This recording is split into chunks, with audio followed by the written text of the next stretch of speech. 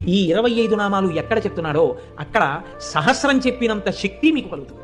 అంత గొప్ప నామాలు నేను చెప్తాను, మీరు కూడా చెప్పండి.